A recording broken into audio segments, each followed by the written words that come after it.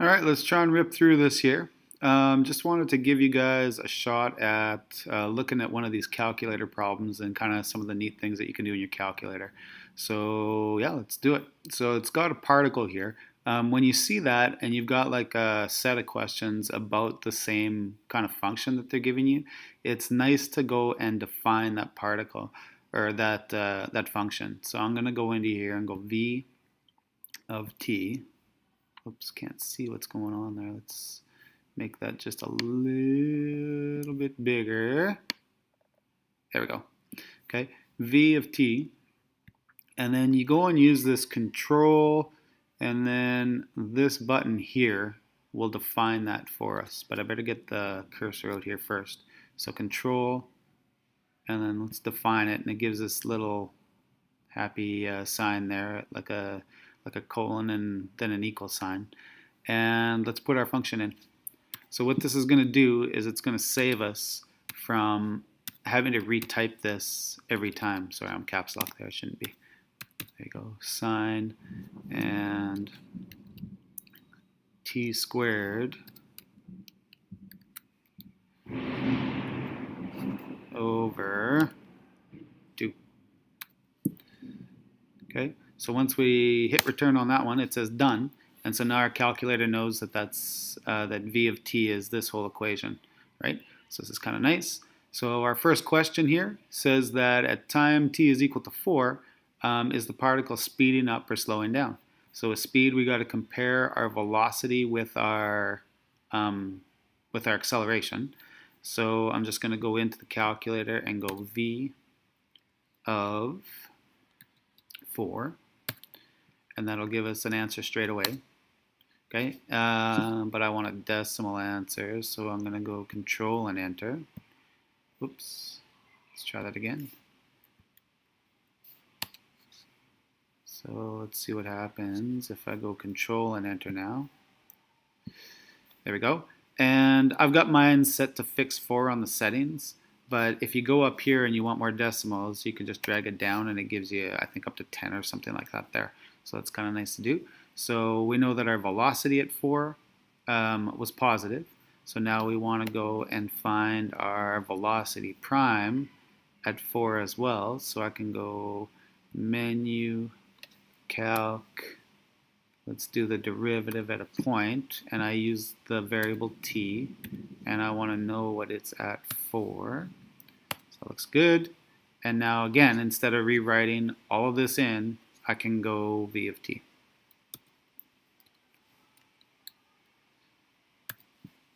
And there's that one. But I need, still doing the same mistake.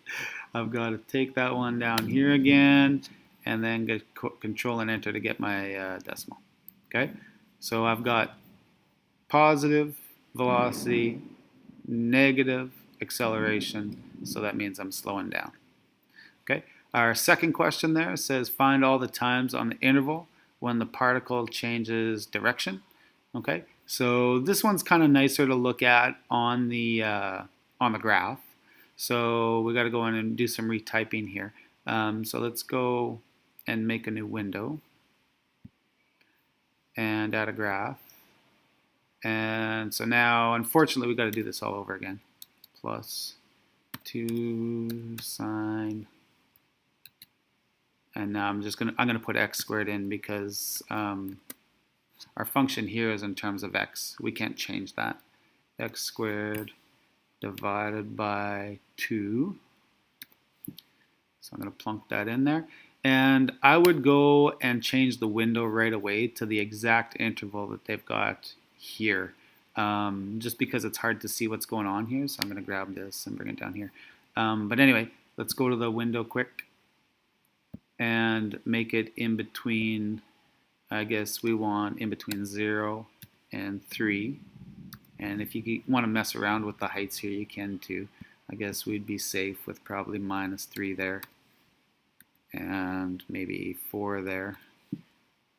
And then we get a nice picture. Okay, so there's that. So it looks like the only spot where I'm going to be changing, what do we want to do? When the particle changes direction, okay, is when the velocity is going to change sign. So that's going to be here. So that's easy enough. Menu, this is old stuff. Go find a 0. And we'll just do one of these. It looks like our 0 is at 2.707. Oh, and they rounded this to 5 there. I think they do it truncated. So it's okay. I don't know how they do that one, because it says 0.074 and they've rounded it. This has been rounded to 5. So yeah, you might want to have a couple more decimals. You might want to choose fix 5 instead. Might be a better deal there. Okay. What else can we do here? And then it says find the position of the particle at time is equal to 0. So like I would set this up on your page first. Okay, so we want a value for x of 0. So they gave us a starting point up here that says at x is equal to 2, that our x is equal to 2 at the time is equal to 4. All right, so x of 4 we know is equal to 2. And then if we're just looking for a position, okay, from that position 2, I'm gonna add the distance, the area under the curve in between 4 and 0 from my starting point to wherever I want to find. Okay, so whether you wanted to do that in the graph or in the calculator, I kind of prefer to do it on the calculator page for these ones instead. Okay, so yeah, let's do it. I'm going to go x of 4 is 2, so I'm going to go 2 plus, and then the integral. So I'm going to go into my calc window here and make an integral. And then that's going to be in between. So 4 was my starting point, right? That's where my position is 2. When time is 4, my position was 2. So that's where I have to start my integral at. And then I'm moving back to 0 and finding the area under the curve in between 4 and 0 here of v of t. So even though I move back and forth in between windows, v of t is still defined here. So when I plug this in, it knows what it's looking for. Okay, so let's do that one. And I won't forget to do the old control enter so we get the decimal. There it is. Okay, so we get that one. And last but not least is a total distance. So if I let's go back to the graph here just real quick.